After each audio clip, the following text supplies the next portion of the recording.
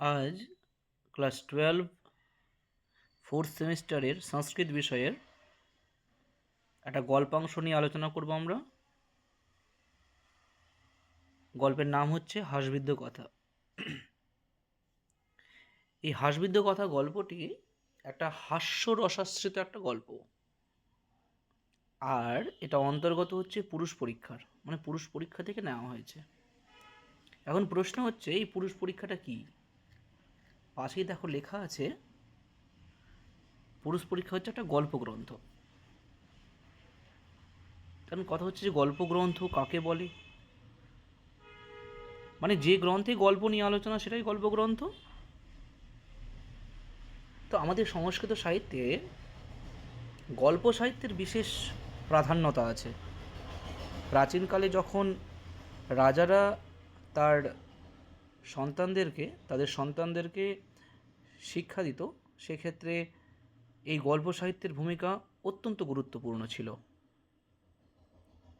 তোমরা এখানে দেখতে পাচ্ছ, এই যে গল্প সাহিত্য বলছে, সংস্কৃত সাহিত্যের ইতিহাসে গল্প সাহিত্যের গুরুত্ব অপরিসীম। গুণাঢ্য রচিত বৃহৎ কথা অতি প্রাচীন গল্প। গুণাঢ্য, যিনি প্রাকৃত ভাষায় বৃহৎ কথা রচনা করেছিলেন, তৎকালীন সমাজের অত্যন্ত বৃহৎ আকারের একটা গল্প সাহিত্যের গ্রন্থ। পরবর্তীতে আরও অনেকজন গল্প সাহিত্যিক আসেন, তাদের মধ্যে উল্লেখযোগ্য কয়েকজন আছেন, যেরকম আমি নাম তুলে দিয়েছি এখানে। দেখতে পাচ্ছ পঞ্চতন্ত্র, যেটা বিষ্ণু শর্মা কর্তৃক রচিত। তারপর হচ্ছে হিতোপদেশ, নারায়ণ শর্মা কর্তৃক রচিত। প্রবন্ধ চিন্তামণি মেরুতুঙ্গ রচিত। প্রবন্ধ কোষ রাজশেখর রচিত। এবং আমাদের যে পাঠ্যাংশ আছে পুরুষ পরীক্ষা, সেটা হচ্ছে বিদ্যাপতি রচিত। এখন কথা হচ্ছে, এগুলো হচ্ছে গল্প সাহিত্যের গল্পগ্রন্থ। বিভিন্ন সময়ে বিভিন্ন গল্প সাহিত্যিকরা তাদের রচনার মাধ্যমে আমাদের সমাজের বিভিন্ন দৃষ্টিভঙ্গি, বিভিন্ন কার্যকলাপ তুলে ধরেছেন তাদের লেখনীর মাধ্যমে। বলছে পুরুষ পরীক্ষা গল্পগ্রন্থের বিশেষত্ব হলো, এই গ্রন্থের মধ্যে 52টা কাহিনী রয়েছে। 52টা দেখতে পাচ্ছ, এই যে 52টা কাহিনী রয়েছে, এবং প্রত্যেকটা কাহিনী মনুষ্য জীবনকে অবলম্বন করে রচিত হয়েছে। ঠিক আছে, মনুষ্য জীবনকে কেন্দ্র করে বা উপজীব্য করে রচিত হয়েছে। মানুষের জীবনের যেরকম ভালো দিক, খারাপ দিক ইত্যাদি সবগুলোকে নিয়েই এই গল্পগ্রন্থের মধ্যে স্থান পেয়েছে। ঠিক আছে, এবার কথা হচ্ছে, আমরা পরবর্তী অংশটা দেখি যে কি বলছে। বলছে কবি পরিচয়। দেখতে পাচ্ছ এখানে যে কবি পরিচয়, কবি পরিচিতি। জন্ম, কবির জন্ম কবে? কবি বিদ্যাপতি চতুর্দশ অর্থাৎ 14 শতকের শেষ ভাগে মিথিলার, কোথায়? এই যে দেখতে পাচ্ছ মিথিলার মধুবনী পরগনার অন্তর্গত বিশফি নামক গ্রামে, ভালো করে মনে রাখবা, পরীক্ষাতে আসতে পারে, যে মিথিলার মধুবনী পরগনার অন্তর্গত বিশফি গ্রামে এক ব্রাহ্মণ বংশে তিনি জন্মগ্রহণ করেছিলেন। কে? কবি। কবির নাম কি? কবি হচ্ছেন বিদ্যাপতি। কবির নাম কি? বিদ্যাপতি। এই যে দেখতে পাচ্ছ, কবি হচ্ছেন বিদ্যাপতি। পিতা, তার পিতার নাম হচ্ছে গণপতি ঠাকুর, এবং কবি বিদ্যাপতি বেশ কিছু গ্রন্থ রচনা করেছেন। তার মধ্যে উল্লেখযোগ্য কয়েকটা নাম, যেরকম হচ্ছে তোমার ধরে নাও, এই যে দান বাক্যাবলী, তারপরে গঙ্গা বাক্যাবলী, কীর্তিলতা, ভূ পরিক্রমা, পুরুষ পরীক্ষা ইত্যাদি। এই নামগুলোকে একটু জেনে রাখবে, কারণ পরীক্ষাতে আসার সম্ভাবনা থাকে, অনেক সময় জিজ্ঞাসা করে। এবং আমাদের যে কবি আছেন বিদ্যাপতি, তার কিছু উপাধি তিনি, মানে তার সাহিত্য কীর্তির জন্য, হ্যাঁ, তার রচনার জন্য তিনি কিছু উপাধি পেয়েছেন। তাকে বলা হয়েছে অভিনব, জয়দেব, এবং মৈথিল কোকিল। দুটো এখানে দেখো, দুটি সম্মানে তিনি ভূষিত আছেন কবি বিদ্যাপতি, কি অভিনব জয়দেব ও মৈথিল কোকিল, এই সম্মানে তিনি ভূষিত আছেন। এখন কথা হচ্ছে যে আমাদের যে হাসবিদ্য কথা আছে গল্পগ্রন্থ, এই গল্পগ্রন্থের উৎস কী, তার উৎসটা কী? কবি বিদ্যাপতি রচিত হাস্য রসাশ্রিত হাসবিদ্য কথা গল্পটি পুরুষ পরীক্ষা গল্পগ্রন্থ থেকে নেওয়া হয়েছে। এবার দেখো দিয়েছে হাস্য রসাশ্রিত, মানে হাস্যরসকে কেন্দ্র করেই হয়েছে। মানে এই গল্পটা যখন তোমরা পড়বে তখন বুঝতে পারবে যে এই গল্পের মধ্যে শুধু হাসি রয়েছে। কীভাবে হাসি রয়েছে, কীভাবে গল্পটা সাজানো হয়েছে তোমরা দেখতে হবে। বলছে হাস্যরসাশ্রিত হাস্যবিদ্য কথা গল্পটি পুরুষ পরীক্ষা গল্পগ্রন্থ থেকে নেওয়া হয়েছে। এখন এখানে প্রশ্ন হতে পারে, দুটো প্রশ্ন হতে পারে যে কবি বিদ্যাপতি রচিত হাস্যবিদ্য কথা কোন রসাশ্রিত, তখন উত্তর হবে হাস্য রসাশ্রিত। এবং কোন গল্পগ্রন্থ থেকে নেওয়া হয়েছে, তো এটা হচ্ছে পুরুষ পরীক্ষা গল্পগ্রন্থ থেকে নেওয়া হয়েছে। এবার দেখো এখানে লেখা আছে এই গল্পগ্রন্থে 52টি কাহিনী রয়েছে, তার মধ্যে হাস্যবিদ্য কথা গল্পটি 39তম কাহিনী। ভালো করে মনে রাখবা, আমাদের যে এই হাস্যবিদ্য কথা গল্পটি রয়েছে সেটি হচ্ছে 39তম কাহিনী। ওকে, তাহলে আমরা এতটা দেখলাম যে আমাদের এই জায়গাটা আমাদের পড়া হলো, তাই তো? এবার আমাদেরকে জেনে নিতে হবে পুরুষ পরীক্ষা সম্বন্ধে, যে পুরুষ পরীক্ষা গল্পগ্রন্থের মধ্যে কি রয়েছে। পুরুষ পরীক্ষা গল্পগ্রন্থের মধ্যে কি রয়েছে দেখো, এই যে পুরুষ পরীক্ষা গল্পগ্রন্থ রয়েছে এর বিষয়টা কি আছে, কেনই বা পুরুষ পরীক্ষা নাম দেওয়া হলো সেই গল্পগ্রন্থের।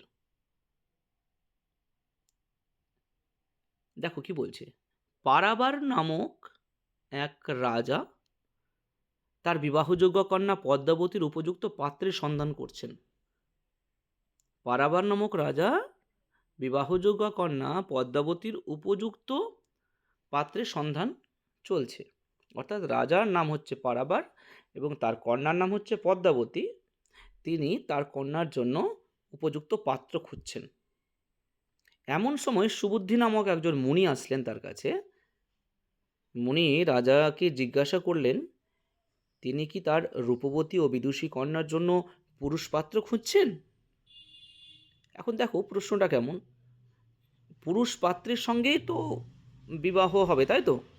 এখন পাত্র তো পুরুষ হয়, সেই ক্ষেত্রে মুনি আবার জিজ্ঞাসা করছেন রাজাকে যে তিনি কি তার রূপবতী ও গুণবতী বা বিদুষী কন্যার জন্য পুরুষ পাত্র খুঁজছেন। এই রকম বক্রোক্তির তাৎপর্য বুঝতে না পেরে রাজা মুনির এইরূপ বলার কারণ জানতে চাইলেন, যে এমন কেন বললেন মুনিবর। তখন মুনি বললেন এই জগতে আকারে পুরুষ অনেকেই আছে, কিন্তু পুরুষোচিত গুণেই মানুষ যথার্থ পুরুষ, তাই প্রয়োজনে পুরুষের পরীক্ষা প্রয়োজন। রাজার তো বেশ ভাবান্তর উপস্থিত হলো, পুরুষের পরীক্ষা, এটা আবার কি কথা। মুনি বললেন এই জগতে আকারে পুরুষ অনেকেই আছে, তবে পুচ্ছহীন পুরুষ পশুর অভাব নেই।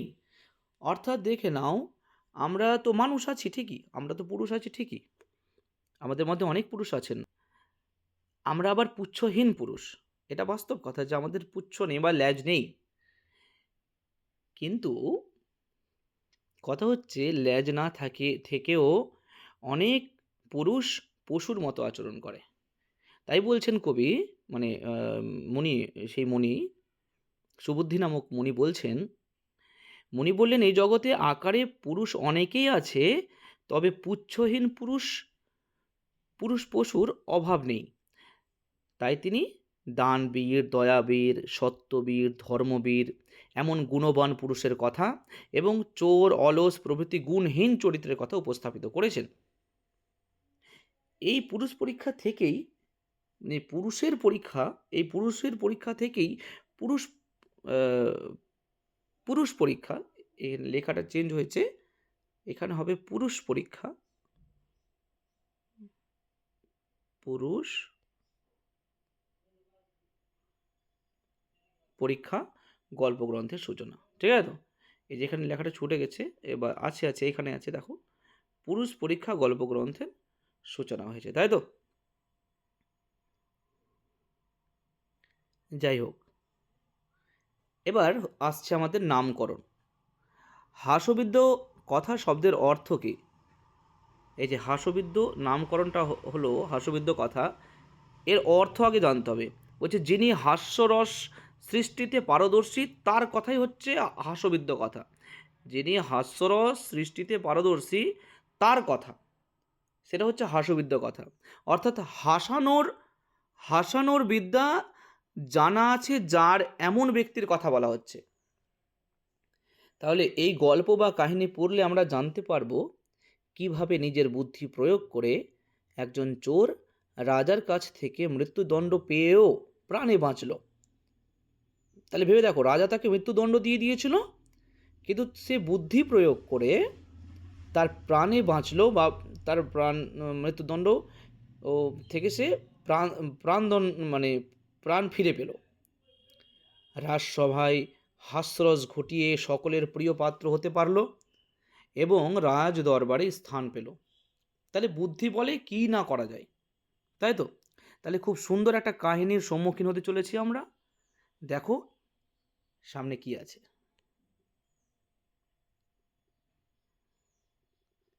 প্রথমে আসছে বিষয়বস্তু। বলছে সুপ্রতাপ নামে এক রাজা যখন কাঞ্চী নগরীতে রাজত্ব করছিলেন, তখন এক ধনীর ঘরে চুরি করার সময় 4জন চোর ধরা পড়ে। রাজা তাদের শুলে চড়িয়ে বধ করতে রক্ষী পুরুষদের আদেশ দেন। বদ্ধভূমিতে 3জন চোরকে সেভাবে মারা হলে, মানে 3জন চোরকে হত্যা করে দেওয়া হয়েছে। চতুর্থ চোরটি নিশ্চিত মৃত্যুর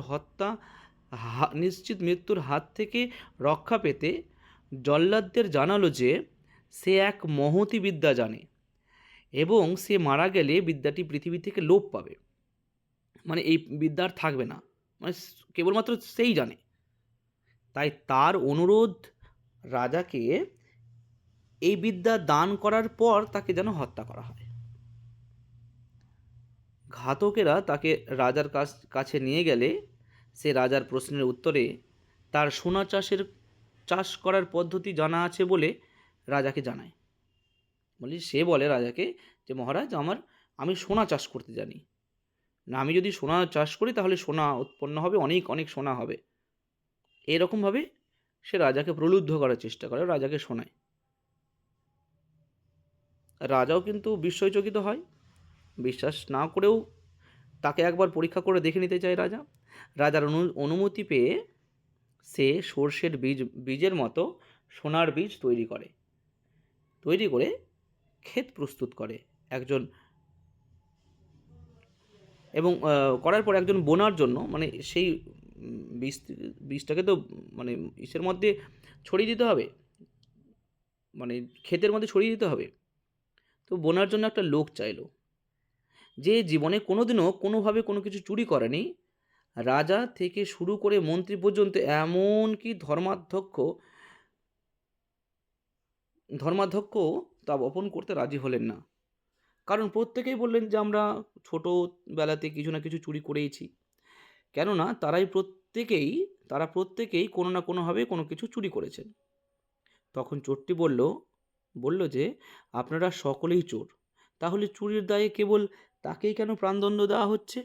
চোরের এই কথা শুনে সকলে হেসে উঠল এবং রাজাও সেই কুবুদ্ধি হলেও চোরটি যেহেতু হাস্যরসে নিপুণ, তাই চোরটিকে মানে মৃত্যুদণ্ড ফিরিয়ে নেওয়া হলো এবং রাজা নিজের কাছেই তাকে রেখে নিল। তাহলে এখানে দেখো, বুদ্ধি বলে সে রাজার কাছ থেকে প্রাণ ফিরে পেল। এবার চলে আসছি আমরা মূল পাঠে। এখানে দেখো মূল পাঠের মধ্যে কি লেখা আছে। এই মানে প্যাসেজগুলোকে আমাদেরকে ভালো করে উচ্চারণ করে পড়ে নিতে হবে। এই জন্যই পড়ে নিতে হবে যে আমাদের কোয়েশ্চেন কিন্তু এই লাইন তুলে তুলে আসবে, আর এই অধ্যায় থেকে 2 মার্কের কোয়েশ্চেনগুলো আসবে। তো আমাদেরকে শর্ট কোশ্চেন ভালো করে পড়তে হলে আমাদেরকে রিডিংটা কিন্তু খুব সুন্দর করে পড়তে হবে। দেখো আমি রিডিংটা পড়ছি, লাইন বাই লাইন মানে তুলে ধরছি, আশা করছি তোমরা বুঝতে পারবে। बभूव कांची नाम राजधानी तस्यां सुप्रताप नाम राजा तत्र एकदा कस्यापि धनिकस्य धनं चोरयन्तश्चत्वारश्चौराः सन्धिद्वारी प्रशास्त्रीपुरुषैः प्राप्ताः शृङ्खलेन बद्ध्वा राज्ञे निवेदिताश्च राजा च घातकपुरुषानादिदेश रे घातकपुरुषाः चतुरोऽपि चौराणि तान् नगरात् बहिर्नीत्वा शूलमारभ्य मारयत। দেখো এর বাংলা মানেটা কি হচ্ছে, বভুবা কাঞ্চি নাম রাজধানী, মানে বভু মানে ছিল, বভুব মানে ছিল, প্রাচীনকালে ছিল কাঞ্চি নামে এক রাজধানী, তস্যাং সুপ্রতাপ নাম রাজা, সেখানে সেই কাঞ্চি রাজধানীতে নগরীতে এক রাজা ছিলেন, তার নাম ছিল সুপ্রতাপ। তত্র একদা কস্যাপি ধনিকস্য ধনম চোরয়ন্তঃ চত্বারশ্চৌরাः, বলছে তত্র একদা, সেইখানে এক সময় কোনো এক ধনীর পরিবারে চুরি করবার জন্য চারজন চোর উপস্থিত হয় এবং সন্ধিদ্বারী প্রশাস্ত্রী পুরুষই প্রাপ্তাহা, সন্ধিদ্বারী অর্থাৎ সিঁধে খোঁড়ার চেষ্টা করে। আগেকার যুগে তো বেশিরভাগ বাড়ি মাটির ছিল বা কাঁচা বাড়ি ছিল, তো সিধে কাটা হতো বাড়ির মধ্যে, মানে ছোট দেখে একটা গর্ত করা হতো ইসের মধ্যে, দেয়ালের মধ্যে, যাতে ভেতরে ঢোকা যায়। সেইখানেই চারজন চোরকে প্রশাস্ত্রী পুরুষে, অর্থাৎ রাজার যে রক্ষী পুরুষরা থাকে ওই নগরে বা গ্রামে গ্রামে ঘুরে বেড়ায়, রাস্তার মধ্যে ঘুরে বেড়ায়, পাহারা দেয় যারা পাহারাদার, তাদের দ্বারা ধরা পড়ল। শৃঙ্খলেনা বদ্ধা রাজ্ঞে নিবেদিতাশ্চ, এবং তাদেরকে সেই চারজন চোরকে শিকল দিয়ে বেঁধে রাজার কাছে নিবেদন করা হলো। রাজা চ ঘাতক পুরুষান আদিদেশ, রাজা ঘাতক পুরুষ অর্থাৎ জল্লাদ যারা হত্যা করে, সেই ঘাতক পুরুষদেরকে আদেশ দিলেন, রে ঘাতক পুরুষাহা, ওরে ঘাতক পুরুষেরা, চতুরো অপি চৌরানেতান,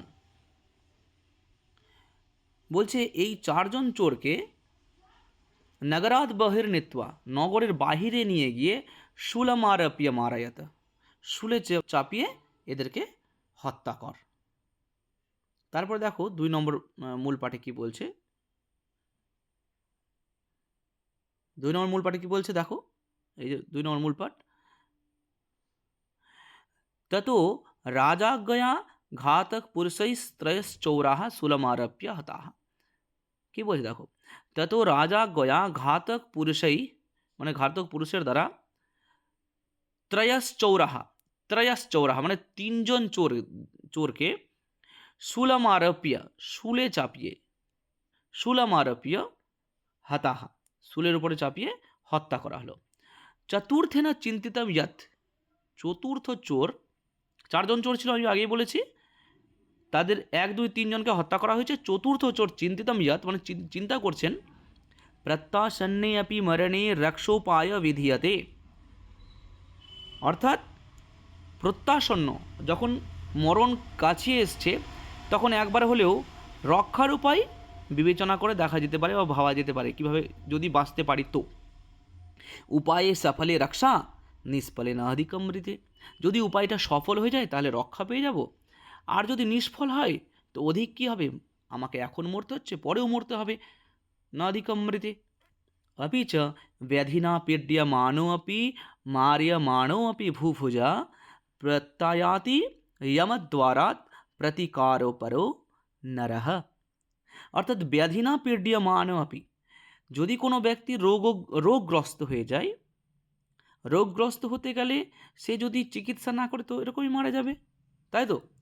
যদি ব্যাধিনা পীড্যমান আপি মার্যমানে আপি ভুবজা, যদি কোনো ব্যক্তি রোগগ্রস্ত হয় এবং মৃত্যুর মুখে ঢলে পড়ে, অথবা যদি কোনো রাজা কোনো ব্যক্তিকে মৃত্যুদণ্ড দেয়, বলতে প্রত্যায়াতি যমদ্বারাত, সেই ব্যক্তিরাও প্রতিকারের মাধ্যমে যমের দ্বার থেকে ফিরে আসতে পারে, প্রতিকার পারো নারাহা, যদি সেই ব্যক্তিরা প্রতিকার জানে, রোগের প্রতিকার জানে অথবা রাজার মৃত্যুদণ্ডের প্রতিকার জানে, তাহলে সেই চেষ্টার মাধ্যমে তারা যমের দুয়ার থেকেও ফিরে আসতে পারে, অর্থাৎ মৃত্যুর মুখ থেকেও ঘুরে আসতে পারে। চৌরবাচ, এই দেখো এখানে বলছে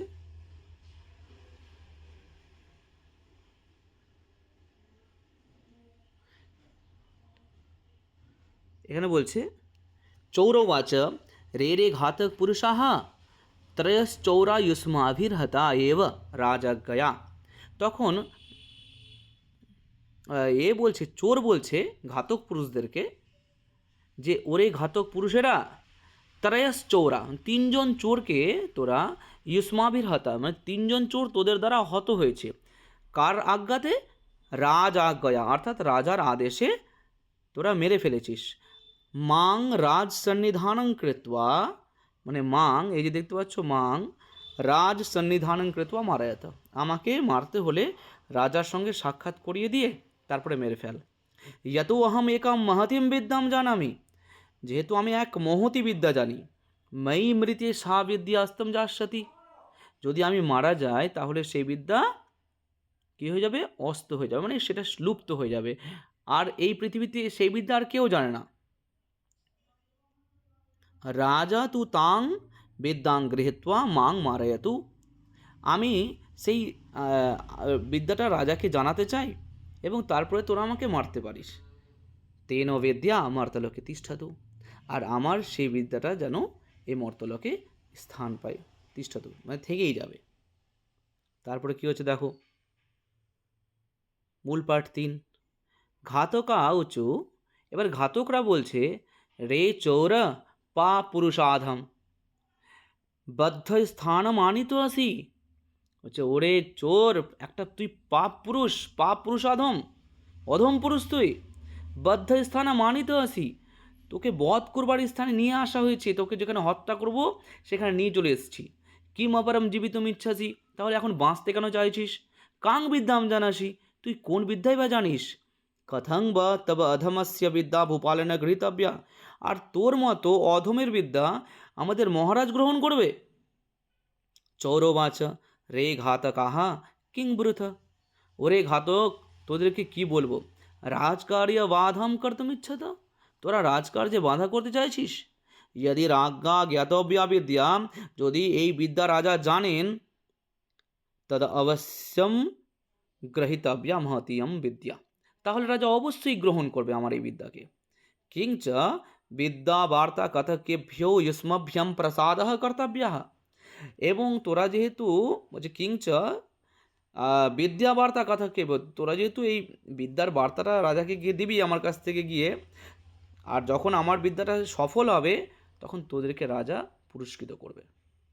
ততস্তস্য চৌরস্য বচনাই স্বামী কার্য অনুরোধেন সা বার্তা তৈ রাজ্ঞে নিবেদিতা। তারপরে সেই চোরের বচন শুনে আর তারা সেই চোরের কথাটাকে রাজার কাছে পৌঁছালো।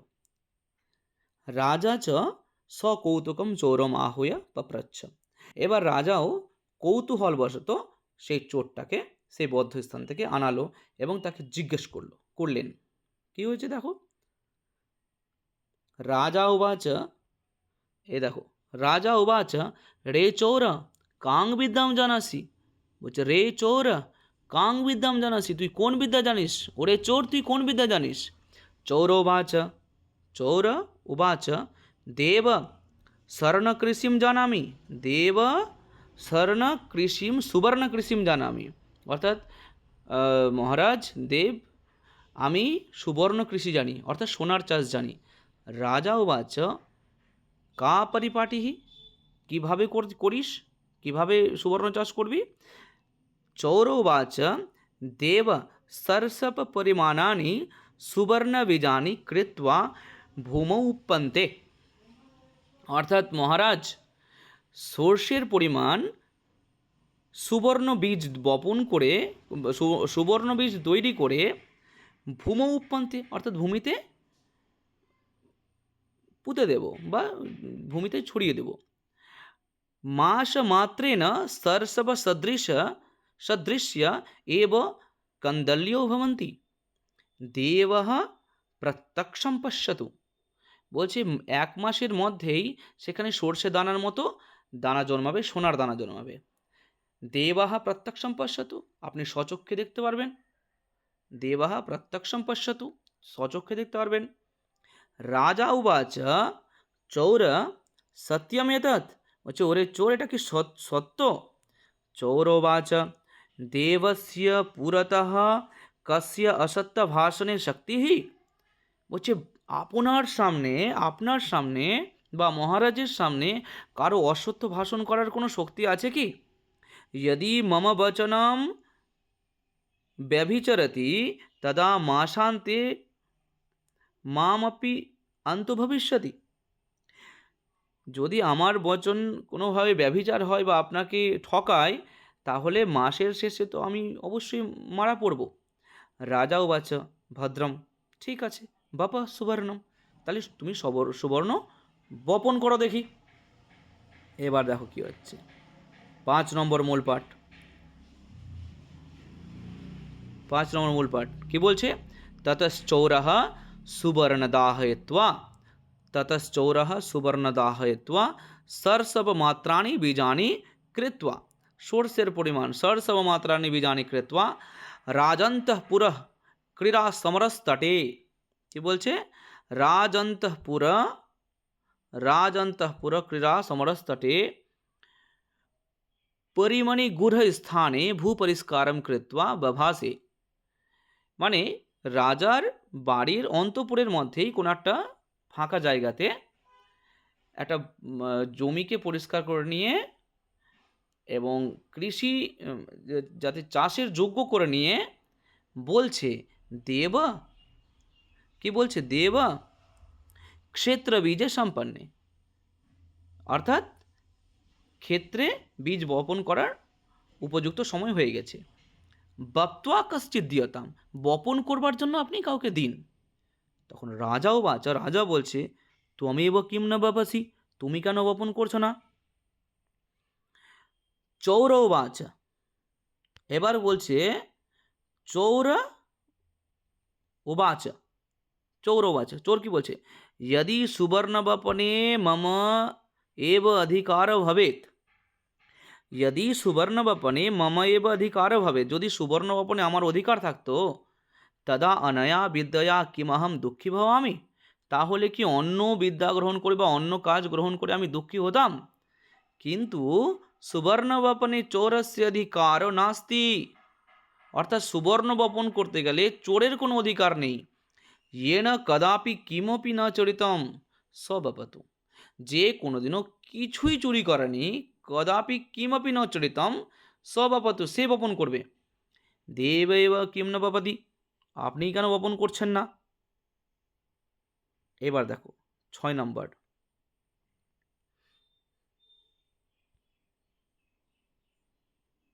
6 নম্বর দেখো কি হচ্ছে। তখন রাজা উবাচ, রাজা উবাচ, কি বলছে? ময়া চারণেভ্য দাতুম তাত চরণানাম ধনম চরিতম, বলছে আমার দ্বারাও চুরি করা। রাজা বলছে আমিও চুরি করেছি ছোটোবেলায়। কি? যখন চারণ কবিদেরকে দেওয়ার জন্য কোনো ধন দেওয়া হতো, সেখান থেকে কিছু পরিমাণে আমি নিজের কাছে রেখে নিতাম, অর্থাৎ আমি চুরি করেছি। তখন চৌরবাচ, চোর বলল তারিহি মন্ত্রিণও বাপন্তু, তাহলে মন্ত্রীদেরকে বলুন, মন্ত্রীরা বপন করবে। মন্ত্রীরা বলছে মন্ত্রীরা উঁচুহু, মানে মন্ত্রীরা বললেন বয়ং রাজ উপজীবিনঃ, আমরা রাজ কর্মচারী, কথম অস্তেইনো ভবামহ, আমরা চুরি না করে কি থাকতে পারি? চোর উবাচ, তখন চোর আবার বলল তর্হি ধর্মাধিকার বপতু, তাহলে ধর্মাধিকারকে বলুন, সে বপন করে দেবে। ধর্মাধ্যক্ষ উবাচ ময়া আপি বাল্যদশায়াম মাতুর্মোদকাশ্চরিতাঃ, আমি যখন বাল্যকালে মানে ছোটোবেলায় ছিলাম, ছোটোবেলাতে আমি মায়ের মোদক চুরি করে খেয়েছি। এই যে মোদক হয় মিষ্টি জাতীয় জিনিস, সেই মোদক চুরি করে আমি ছোটোবেলায় খেয়েছি। চৌর উবাচ ইউয়ম সর্বে আপি চোরাহ, তখন চোরটা বলছে আপনারা সবাই চোর।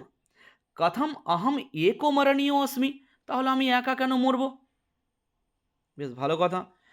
চোর কি বললো? যে ইউয়ম সর্বে আপি চোরা, ইউয়ম সর্বে আপি চোরাহা, কথম অহম একো মরণীয় অস্মি, আমি একা কেন মরব?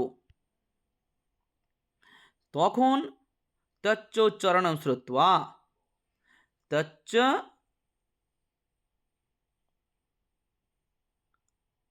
উচ্চারবচনম শ্রুত্বা সর্বে সভাসদ জহসু। সেই চোরের কথা শুনে সকল সভাসদ হেসে ফেলল। রাজা আপি হাস্য রস অপনীত ক্রোধ। রাজাও তার ক্রোধ মানে থেমে নিয়ে হেসে পড়লেন। বিহস্যাহ, এবং হেসে হেসে বললেন, রে চৌরা ন মারণীয় আসি, মারণীয় আসি, যা তোকে আর মরতে হবে না। হে মন্ত্রিণঃ কুবুদ্ধিরপি বুদ্ধিমান অয়ং চৌরা হাস্যরসে প্রবীণশ্চ। বলছে কুবুদ্ধি হওয়া সত্ত্বেও এই চোর হচ্ছে হাস্য রসিক। তত মমৈব সন্নিধানে তিষ্ঠতু, তাহলে এ আমার কাছেই থেকে যাক। প্রস্তাবে মাং হাসয়তু খেলয়তু চ, এই প্রস্তাবে আমাকে হাসাবে, আমাকে খেলাবে, আমার সঙ্গে গল্প করবে। স চ চৌর, স চৌর রাজ্ঞা সন্নিধানে স্বসন্নিধানে ধৃতঃ। সেই চোর রাজার সন্নিধানে থেকে গেল। তাহলে তোমরা বুঝতে পারলে যে এই সম্পূর্ণ হাস্যবিদ্য কথা গল্পের মধ্যে কেমন কি আছে। আশা করছি যেভাবে তোমাদেরকে পাঠটা উপস্থাপন করলাম তোমরা সম্পূর্ণ কিছু বুঝতে পারবে এবং সেই অনুযায়ী তোমরা পরীক্ষাতে উত্তরও করতে পারবে। তাহলে আশা করি তোমরা বুঝে গেছো। ঠিক আছে, পরবর্তী চ্যাপ্টার আমি আবার পরবর্তী ভিডিওগুলোতে আলোচনা করে দেবো। ঠিক আছে, থ্যাংক ইউ।